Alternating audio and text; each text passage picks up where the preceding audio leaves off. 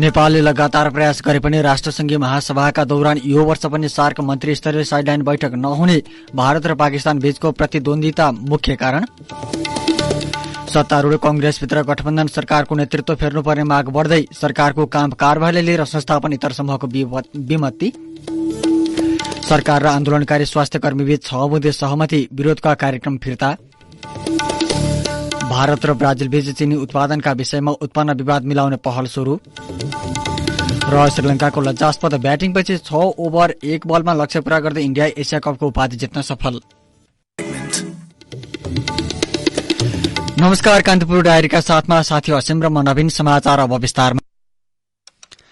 अध्यक्षीय राष्ट्र नेपालको लगातार प्रयासका बावजुद संयुक्त राष्ट्र संघको महासभाको दौरान हुँदै आएको सार्क मन्त्री स्तरीय साइडलाइन बैठक यो वर्ष पनि नहुने भएको छ। दक्षिण एसियाली क्षेत्रीय सहयोग संगठन सार्कका अध्यक्ष नेपालले अफगानिस्तान बाहेक सबै मुलुकलाई आग्रह गरे पनि भारत र पाकिस्तानको प्रतिद्वन्दिताको कारण साइडलाइन बैठक नहुने भएको हो। अध्यक्ष नेपालको प्रयासका बावजुद सन् 2020 यता महासभाको दौरान हुने सो साइडलाइन बैठक हुन सकेको छैन। उच्च कूटनीतिक स्रोतका अनुसार भारत र पाकिस्तान बीच सहमति नहुँदा फेरि साइडलाइन बैठक हुन नसकेको हो। सन् 2014 देखि अर्को सार्क शिखर सम्मेलन नभएका कारण नेपाल अध्यक्ष रहँदै आएको छ। सार्क अध्यक्ष हैसियतमा नेपालले नै सार्क परराष्ट्र मन्त्री स्तरीय बैठक राख्नुपर्ने हुन्छ। नेपालले अहिले सार्क मन्त्री स्तरीय बैठक गरेर भारत र पाकिस्तानको बीचमा विश्वासको वातावरण बनाएर काम गर्न खोजे पनि त्यो सफल हुन सकेको न्युयोर्कबाट सहकर्मी जगदीश्वर पाण्डेले जनाएका छन्। एक साता अघि नै न्युयोर्क पुगेका परराष्ट्र मन्त्री एनपी साउदले कान्तिपुरसँग कुरा गर्दै नेपालको लगातारको कोशिशका बावजुद बैठक हुने अवस्था नदेखिएको बताउनुभयो। कान्तिपुर डायरीमा अब कान्तिपुर सविस्तारको पालो। कान्तिपुर सविस्तार। सत्तारूढ नेपाली कांग्रेस शीर्ष तहबाटै सरकारको नेतृत्वको विकल्प खोज्नुपर्ने धारणा सार्वजनिक हुन थालेका छन्। सरकारका पछिल्ला काम कारबाहीप्रति असन्तुष्ट बन्दै आइरहेको प्रमुख सत्तारूढ कंग्रेसको संस्थापन इतर पक्षले सरकारको नेतृत्व फेर्नुपर्ने धारणा राखेका छन्। कंग्रेसभित्रको असन्तुष्टिकै कारण सत्ता समीकरणमा फेरबदल होला त भन्ने प्रश्न समेत उब्जिएको छ। तर तत्कालै गठबन्धन भत्केर नयाँ बन्ने आधार भेटिएको छैन। यो खिचडी सरकारले अहिले जसरी चल्दैछ, हामी 90 जना सांसद छौं, 9 वटा मन्त्री छ। तर तपाईहरुलाई लागिरहेको होला हाम्रो मन्त्रीहरूले गरिरहनु भएको छ भनेर, हामीलाई लागिरहेको होला, धेरैलाई लागेको छ होला मन्त्रीजीहरूले के गर्नै सक्नु भएको छैन। संसदीय प्रणालीमा प्रधानमन्त्री बाहेक अरू मन्त्रीहरूको कुनै रोल हुँदैन। नेपाली कांग्रेसको नेतृत्वमा सरकार अब हुन जरुरी छ।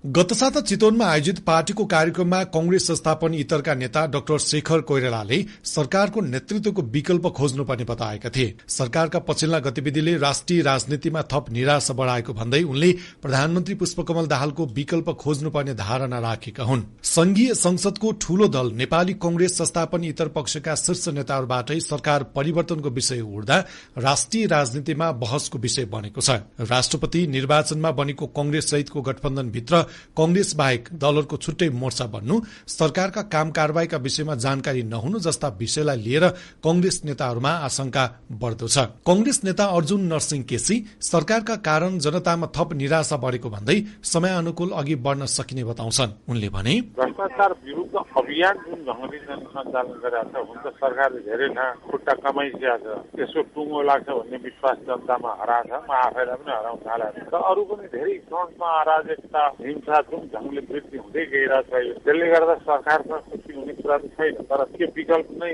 अहिलेको समाधान हो, अहिले अस्थिरताको पक्षमा लाग्नु हुँदैन भन्ने मेरो। गत महिना सम्पन्न कांग्रेस केन्द्रीय कार्य समिति बैठकपछि संस्थापन इतरका नेता कोइराला र सभापतिको दूरी बढेको कतिपय नेताहरूको आकलन छ। कोइरालाले पार्टीमै नेतृत्व परिवर्तनका लागि विद्रोह गरे पनि अहिलेकै अंकगणितमा त्यो सम्भव भन्ने देखिँदैन। तर सरकार परिवर्तन र नेतृत्व फेर्ने विषय अघि बढे नीतिगत दबाव दिन सकिने तर्क गर्छन् कांग्रेस संस्थापन इतरका नेता तथा सांसद हृदयराम थाने। सरकारको पक्षमा अथवा जो क्रियाकलापहरू हामीले गरिराखेका छौं त्यसमा जनता सन्तुष्टि छैन भन्ने कुरो सबै सबै राजनीतिक तहको मान्छेले बुझ्नुपर्ने अवस्था छ अहिलेको अवस्थालाई। जो पार्टीको नियम विधानभन्दा बाहिर त जान सक्ने परिस्थिति पनि रहँदैन, जानु पनि हुँदैन। विधानभित्रै बसेर आफ्ना कुराहरू राखेर र जनताको मनस्थिति अनुसार अगाडि बढ्नुपर्छ भन्ने कुरामा दबावसम्म दिन सक्छ। गत महिना सम्पन्न केन्द्रीय कार्य समिति बैठकमा सरकार र पार्टीका तर्फबाट सरकारमा सहभागी मन्त्रीहरूको आलोचना भएको थियो। त्यसबीचमा मन्त्रीहरू फिर्ता बोलाउन सकिने तर तत्काल सरकार परिवर्तनको विषय उपयुक्त नभएको तर्क स्वयं शीर्ष तहमा भएको थियो। अहिले मुख्य गरी भुटानी शरणार्थी प्रकरणमा नेताहरू थुनिनु, सरकारको विरुद्धमा बोलेकै आधारमा पार्टीका सांसद पक्राउ पर्नु, सार्वजनिक कार्यक्रमबाट फर्किँदै गर्दा शीर्ष तहका नेताहरूमाथि आक्रमण हुनु लगायतका विषयसँग जोडेर संस्थापन इतर समूहले सरकारको आलोचना गरिरहेको छ। त्यसमा पनि सरकारका गतिविधिले कांग्रेसलाई दीर्घकालीन घाटा पर्ने संस्थापन इतर पक्षको निष्कर्ष छ। कांग्रेस नेता तथा सांसद राजेन्द्र बजगाई अहिलेको अवस्थामै सरकार परिवर्तनको एजेण्डा उपयुक्त नभए पनि बदलिदो राजनीतिक अवस्थाले कांग्रेसलाई थप कमजोर बनाउँदै लैजाँदा विकल्प खोज्नुपर्ने बताउँछन्। केही मन्त्रीजीहरू बाहेक डेलिभरीमा चाहिँ समस्या भयो, साह्रै नै जनता चाहिँ आहत छन् भन्ने कुरा हामीले उठाइरहेका छौँ। तर अब कालान्तरमा यो चाहिँ परिस्थिति नजन्मेला भन्ने त छैन। वर्तमान गठबन्धन भत्किने अवस्थामा कांग्रेसलाई नेतृत्व दिन सकिने अभिव्यक्ति प्रतिपक्ष एमालेका कतिपय नेताबाट व्यक्त हुने गरेकाले सरकार परिवर्तनको विषयले महत्व पाएको देखिन्छ। तर वर्तमान गठबन्धन भत्किँदा सरकारको नेतृत्व कांग्रेसले पाउने ग्यारेन्टी नभएसम्म सभापति शेरबहादुर देउवाले अन्यथा निर्णय गर्न सक्ने देखिँदैन। यद्यपि गठबन्धनमा वर्तमान प्रधानमन्त्री पुष्पकमल दाहाल, कांग्रेस सभापति देउवा र समाजवादी पार्टीका अध्यक्ष माधव कुमार नेपाल बीच आलो पालो प्रधानमन्त्रीको समझदारी भएको बताइन्छ। सत्ता राजनीतिक कोर्समा कुनै बदलाव नआए देउबा 3 वर्षपछि प्रधानमन्त्री बन्न सक्नेछन्। संस्थापन इतर पक्षले सरकारको विकल्पको मुद्दा उठाए पनि संस्थापन पक्ष भने तत्काल त्यसको पक्षमा देखिँदैन। कांग्रेस सहमहामन्त्री फर्मुला मन्सुर अहिलेकै अवस्थामा नेतृत्व परिवर्तन समस्याको समाधान नहुने तर्क गर्छन्। सभापतिले नचाहेसम्म तत्काल गठबन्धन परिवर्तन हुने वा यही गठबन्धनमा नेतृत्व बदल्ने सम्भावना नभएको उनको भनाइ छ। उनले भने नेपाली कांग्रेस यो गठबन्धनको पक्षमा छ। यो सरकार भन्दाखेरि हामीसँग केही कमी हुन गयो, हामीसँग पनि हुन गयो, माओवादीका नेता प्रचण्डसँग पनि हुन गयो र त्यसलाई कोर्स करेक्सन भन्छ त्यो हामी गर्यौं अघि। त्यसकारण यो गठबन्धनको बारेमा कांग्रेस भित्र कुनै परिवर्तनको कुनै अहिलेसम्म सोच छैन, छनक छैन। कांग्रेस भित्र आन्तरिक राजनीतिको प्रभाव सरकारको भविष्यसँग जोडिए पनि भरपर्दो विकल्प तयार नभएसम्म वर्तमान गठबन्धन नभत्किने विश्लेषण भएका छन्। त्यस्तै प्रतिपक्ष एमाले र माओवादी बीचको तिक्तता अन्त्य नभएसम्म अर्को गठबन्धनको आधार नदेखिने कतिपयको धारणा छ। रेडियो कान्तिपुरका लागि सन्तोष गन्धर्व। कान्तिपुर सविस्तार।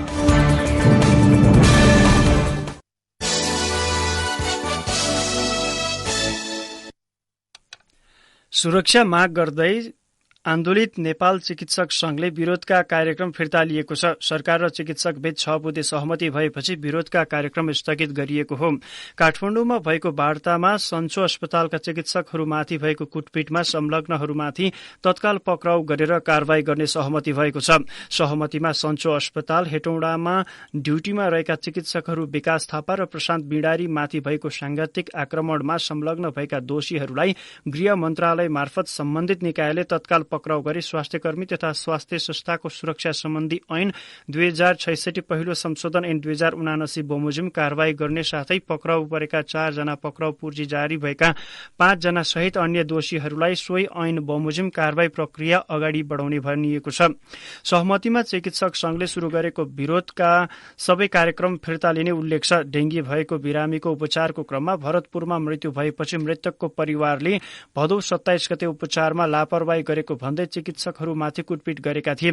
त्यसैगरी स्वास्थ्यकर्मी तथा स्वास्थ्य संस्थाको सुरक्षा सम्बन्धी ऐन 2066 पहिलो संशोधन 2079 को प्रभावकारी कार्यान्वयनको लागि नेपाल सरकारका सरकारवाला निकायहरू प्रतिबद्ध रहने र स्वास्थ्यकर्मी तथा स्वास्थ्य संस्थाको सुरक्षा सम्बन्धी ऐन 2066 पहिलो संशोधन 2079 को दफा 5 बमोजिमको स्वास्थ्यकर्मी तथा स्वास्थ्य संस्था सुरक्षा समन्वय समितिलाई स्वास्थ्य तथा जनसंख्या मन्त्रालयले सक्रिय बनाउन मासिक रूपमा बैठक बस्ने व्यवस्था मिलाउने सहमति भएको छ। कान्तिपुर डायरीमा अब ब्रेकको पालो।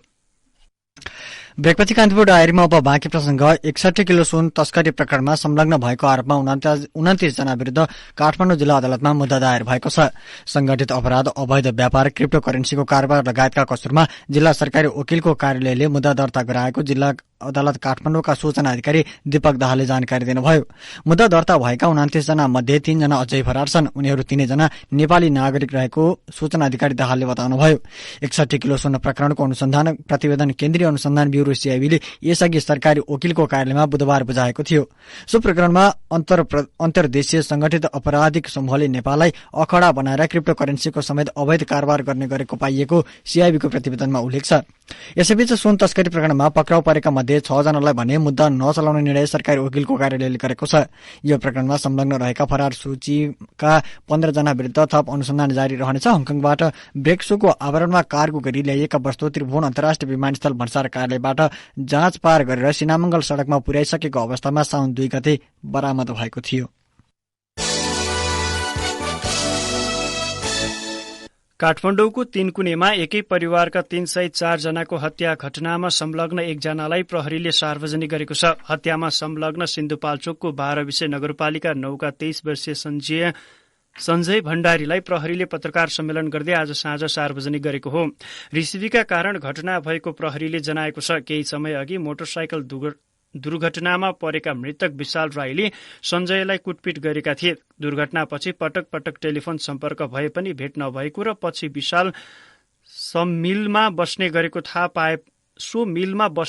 थाहा पाएपछि हत्या भएको प्रहरी परिसर टेकुका प्रहरी वरिष्ठ उपरीक्षक सोमेन्द्र सिंह राठौरले बताउनुभयो। प्रहरीका अनुसार पक्राउ परेका भण्डारी बोल्न नसक्ने अवस्थाका छन्। घटना भएको दिन भण्डारीका काँडाघारी स्थित आफन्तको घरबाट झोलामा धारिलो हतियार राखेर घटनास्थलतर्फ आएको प्रहरी अनुसन्धानमा खुलेको छ। भण्डारीले सुरुमा धनकुटाको भेरगाउँ गाउँपालिका 2 का विशाल राई, दोलखा कालिन्चोक गाउँपालिका 8 की 76 वर्षीय वृद्धा सुभद्रा भुजेलको हत्या गरेको प्रहरीले जनाएको छ। त्यसपछि भण्डारीले सुभद्राको छोरा पूर्णबहादुर र पूर्णबहादुरकी श्रीमती अम्बिका भुजेलको हत्या गरेको प्रहरीले जनाएको छ। घटनाबारे अनुसन्धान गर्न काठमाडौँ उपत्यका अपराध अनुसन्धान कार्यालयका प्रमुख एसएसपी सोमेन्द्र सिंह राठौरको नेतृत्वमा 5 सदस्यीय समिति गठन गरिएको थियो। राष्ट्रिय परीक्षा बोर्डले विद्यालय शिक्षा सम्बन्धी कानूनलाई संशोधन र एकीकरण गर्न बनेको विधेयकमा आपत्ति जनाउँदै विरोधका कार्यक्रम सार्वजनिक गरेको छ। बोर्डले असोज 5 गतेदेखि 14 गतेसम्म विरोधका कार्यक्रम गर्ने जनाएको हो। 5 गतेदेखि 7 गतेसम्म बोर्डको केन्द्रीय कार्यालय र प्रदेश तथा शाखा कार्यालयहरूमा कालोपट्टी बाँधी कामकाज गर्ने बोर्डले जनाएको छ। यस्तै असोज 8 गते बिहान 11 देखि मध्याह 12 बजेसम्म 1 घण्टा बोर्डको केन्द्रीय कार्यालय र प्रदेश तथा शाखा कार्यालयमा सेवा बन्द गर्ने कार्यक्रम सार्वजनिक गरेको छ। यस्तै बोर्डले असोज 12 गते बोर्डका पदाधिकारी तथा परीक्षा नियन्त्रकको कार्यालयमा तालाबन्दी गर्ने जनाएको छ। असोज 14 गतेदेखि बोर्डको केन्द्रीय कार्यालय र प्रदेश तथा शाखा कार्यालयबाट सम्पादन हुने सेवाहरू माग पूरा नभएसम्म अनिश्चितकालका लागि बन्द गर्ने जनाएको छ।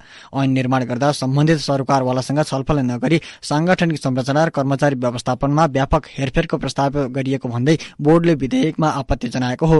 शिक्षा विज्ञान तथा प्रविधि मन्त्री अशोक राईले यही भदौ 27 गते संसदमा सो विधेयक दर्ता गर्नुभएको छ।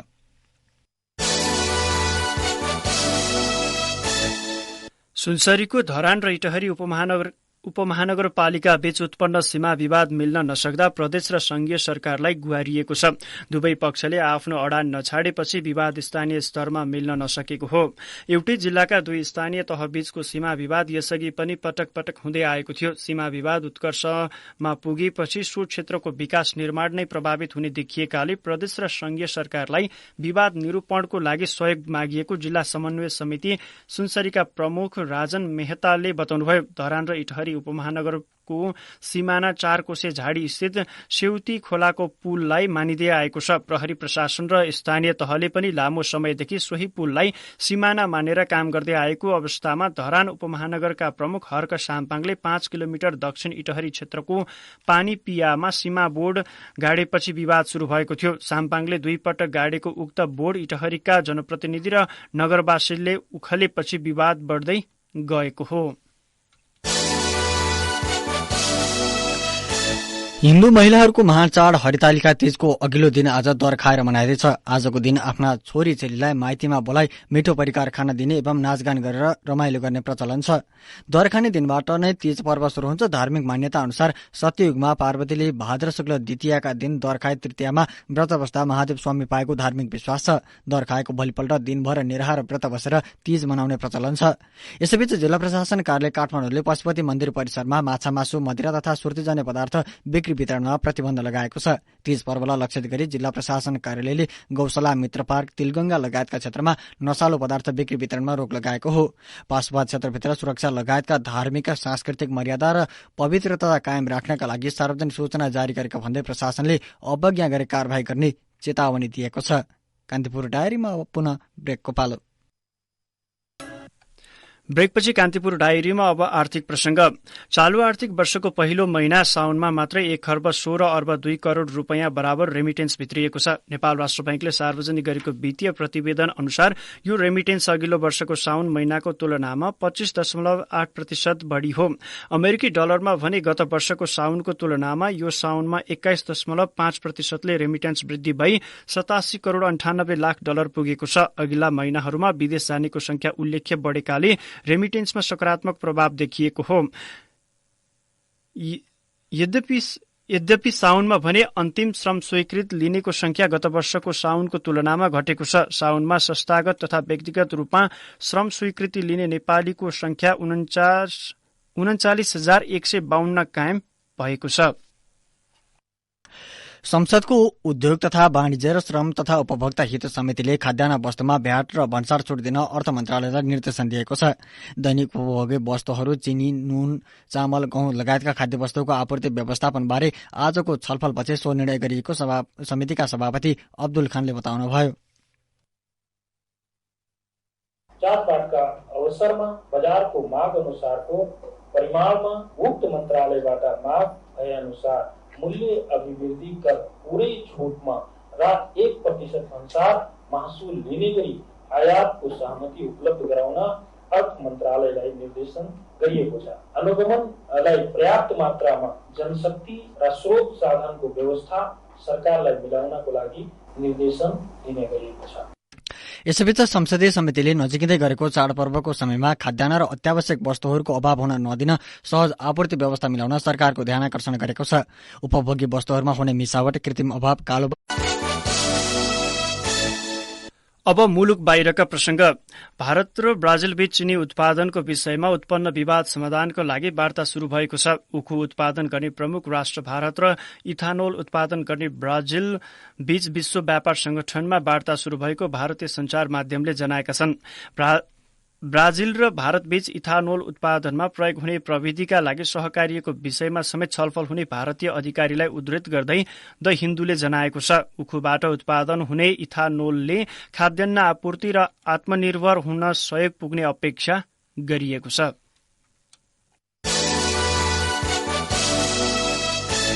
युरोपेली मुलुकका लागि आप्रवासी समस्या पछिल्लो समय टाउको दुखाएको विषय बन्न थालेको छ। पछिल्लो 3 दिन यता इटालियन टापु लाम्पेडुसामा 8,000 बढी आप्रवासी पुगेको अन्तर्राष्ट्रिय संचार माध्यमले जनाएका छन्। युरोपेली आयोगकी अध्यक्ष उर्सुला भोन डर लियनले इटालियन टापु लाम्पेडुसामा रहेको आप्रवासी स्वागत केन्द्रको भ्रमण गर्नुभएसँगै सो तथ्याङ्क सार्वजनिक गर्नुभएको हो। इटालीकी प्रधानमन्त्री जर्जिया मेलोनीले इटाली अस्थिर दबावमा रहेको भन्दै ईयूलाई सहयोगका लागि आह्वान समेत गर्नुभएको छ। युरोपेली आयोगकी अध्यक्ष भोन डर लियनले आप्रवासी समस्या युरोपेली चुनौती बन्दै गएको उल्लेख गर्नुभएको हो। लाम्पेडुसाबाट आप्रवासीहरूलाई स्थानान्तरण गर्न सहयोग बढाउने र खतरनाक अवैध यात्रालाई सक्षम पार्ने मानव तस्करहरू विरुद्ध प्रयास बढाउने उहाँले प्रतिबद्धता समेत जनाउनु भएको छ। आप्रवासी समस्या समाधानका लागि ईयूमा आबद्ध मुलुकले नै विचार गर्नुपर्ने उहाँले बताउनुभयो। यो वर्ष हालसम्म करिब 1,26,000 आप्रवासी इटाली पुगेका छन्, जुन सन् 2022 को सोही अवधिको तुलनामा करिब दोब्बर हो।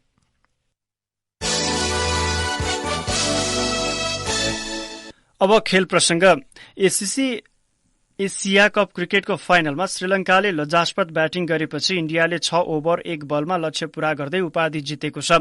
श्रीलंकाले दिएको 51 रनको झिनो लक्ष्य इन्डियाले विकेट नगुमाई पूरा गरेको हो। इन्डियाका शुभमन गिल 27 र ईशान किशन 23 रनमा नट आउट रहे। त्यसअघि श्रीलंकाको कोलम्बोमा टस जितेर पहिलो ब्याटिङ गरेको श्रीलंका 15.2 ओभरमा अल आउट हुँदै 50 रनमा समेटिएको थियो। श्रीलंकाका कुशल मेन्डिसले 34 बलमा 3 चौका सहित 17 रन बनाएका थिए। इन्डियाका मोहम्मद सिराजले 7 ओभरमा 1 मेडन सहित 21 रन खर्चेर 6 सर्वाधिक विकेट लिए। त्यस्तै हार्दिक पाण्डेले 3 तथा जसप्रीत बुमराहले 1 विकेट हात पारे। आजको जितसँगै इन्डियाले 8औं पटक एसिया कपको उपाधि जितेको छ।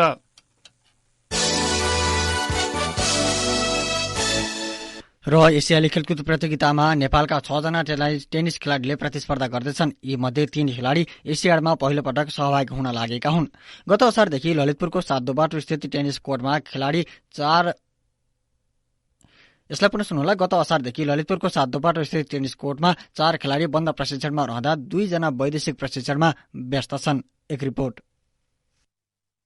टेनिसमा महिलातर्फ अभिलाषा विष्ट, माहिका राणा र सुनिरा थापा तथा पुरूषतर्फ अभिषेक बास्तोला, प्रदीप खड्का र प्रणव खनालले एशियन गेम्समा नेपालको चुनौती पेश गर्दैछन्। प्रदीप, अभिलाषा र सुनिराले एसियाडमा डेब्यू गर्दा अन्य भने अनुभवी खेलाड़ी हुन्। नेपालले पुरूष महिला सिंगल्स, पुरूष महिला डबल्स र मिक्स डबल्स गरी 5 विधामा भाग लिनेछन्। दक्षिण एसियाली खेलकुद तथा अन्य अन्तर्राष्ट्रिय म्याचको अनुभव बटुलेका प्रदीप भन्छन्, पुग्दैन, एकदमै गाह्रो हुन्छ मेडल जित्न, टफ छ क्या। अनि तर पनि अब यसपालिको टार्गेट भनेको लास्ट इयरको जुन अरू प्लेयरहरू जाँदाको पर्फर्मेन्स त्यो चाहिँ यसपालि हामी चाहिँ ब्रेक गर्ने तयारीमा हामी लास्ट टाइमको भन्दा हामी चाहिँ बेटर रिजल्ट। नेपालले 13औं दक्षिण एसियाली खेलकुद प्रतियोगितामा टेनिसबाट 5 वटा कांस्य पदक हात पारेको थियो। यो नै नेपाली टेनिसको अहिलेसम्मको सबैभन्दा ठूलो उपलब्धि हो। सन् 2010मा चीनको गोन्झाओमा भएको 16औं संस्करणको एसियाडमा नेपाली महिला टेनिस खेलाड़ी टीम इभेन्टको क्वार्टर फाइनलसम्म पुगेको थियो। त्यसैता नेपालले सुधारिएको प्रदर्शन गर्न सकेको छैन। विश्व टेनिस महासंघको विश्व वरीयतामा पढ्न सफल एकमात्र नेपाली महिला खेलाड़ी अभिलाषा भन्छन्, फर्स्ट टाइम होला एसियन गेम्समा कोही वुमेन्स र्याङ्क प्लेयर गइरहेको छ नेपालबाट। त्यसमा नि एक्साइटेड छु किनभने वर्ल्डको टप प्लेयर्सहरू आउँछ, टप प्लेयर्सहरूसँग कम्पिट गर्न पाउँछ, त्यो पनि एउटा ठुलो एक्सपोजर हो। अभियसली त्यहाँ जित्नेलाई जाने हो, आफ्नो बेस्ट परफर्म गर्ने हो जुन म्याचमा पनि, रिगार्डलेस अफ द रिजल्ट। सबैभन्दा ठुलो कुरा भने मेरो लागि योपालि एक्सपिरियन्स गेन गर्नु हो किनभने म वर्ल्डको 874 मा छु। सो मलाई मेरो र्याङ्किङ बढाउनु नै सबैभन्दा इम्पोर्टेन्ट कुरा हो। मुख्य प्रशिक्षक सूर्यभूषण बज्राचार्यले 2 महिनादेखि अभिलाषा, माहिका, सुनिरा र प्रदीपलाई प्रशिक्षण दिइरहँदा अभिषेक, अमेरिका र प्रणवले ब्याङ्ककमा तयारी गरिरहेका छन्। प्रणव नेपाल आइसकेका छन् भने अभिषेक सोमबारसम्ममा नेपाल आइपुग्छन्। बिहान र बेलुकी गरी दिनको 2 समय खेलाड़ीलाई प्रशिक्षण दिइरहेका मुख्य प्रशिक्षक बज्राचार्य भन्छन्, एसियन गेम सबैलाई थाहा छ, हाई लेभलको प्लेयरहरू आउँछ, प्रोफेसनल खेल्ने प्लेयरहरू नै आउँछ। हामीले त्यो ठाउँमा खेलेर चाहिँ अनुभव बटुल्न सक्छौं भविष्यको लागि र के कति कमजोरी छ त्यसलाई सच्याएर हामीले 7 गेममा मेडल तालिलाई अझ बढाउन सक्छौं। टेनिस महँगो मध्येको एक खेल हो। नेपालले यसमा अन्य खेल भन्दा निकै कम लगानी गर्ने गर्छ। यसका जति पनि खेलाड़ी छन् उनीहरू आफ्नै बलबुताले आफ्नो खेल कौशल मजबुत बनाइरहेका छन्। नेपाली टेनिस खेलाड़ीले एसियाडमा 7औं पटक सहभागिता जनाउँदैछ। टेनिसका खेलहरू आगामी आइतबारदेखि असोज 13 गतेसम्म हुनेछन्। त्यसका लागि खेलाड़ी सहित 8 सदस्यीय टोली आउँदो बुधबार चीन जानेछन्। रेडियो कान्तिपुरका लागि पूजनी श्रेष्ठ।